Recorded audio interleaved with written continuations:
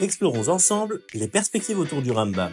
Le Rambam écrit « Il ne doit pas mentionner un enseignement qu'il n'a pas entendu de son maître, sans mentionner le nom de son auteur. En effet, nos sages disent « Celui qui rapporte une parole au nom de son auteur amène la délivrance dans le monde. » Pourtant, de nombreux enseignements ne mentionnent pas leurs auteurs, y compris chez Rabbi Eliezer Agadol qui pourtant ne disait jamais une chose qu'il n'avait pas entendue de son maître. Pourquoi? L'explication est simple. Bien que son maître Rabbi Yochanan ben Zakkai disait de lui qu'il était comme un sillon goudronné qui ne perd pas une goutte de ce qu'il reçoit, Rabbi Eliezer ne se contentait pas de répéter mécaniquement ses maîtres.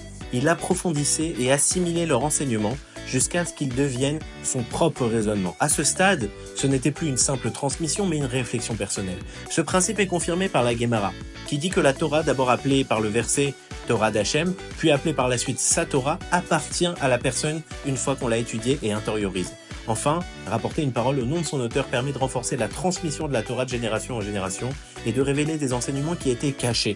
C'est ainsi qu'on dévoile la sagesse qui avait déjà été transmise à Moshe au mont Sinaï et qu'on contribue à la délivrance dans le monde. Si ce sujet vous a intéressé, n'oubliez pas de liker et de partager, et si vous souhaitez approfondir ces sujets, n'hésitez pas à vous procurer notre nouvelle édition traduite et commentée du Mishneh Torah.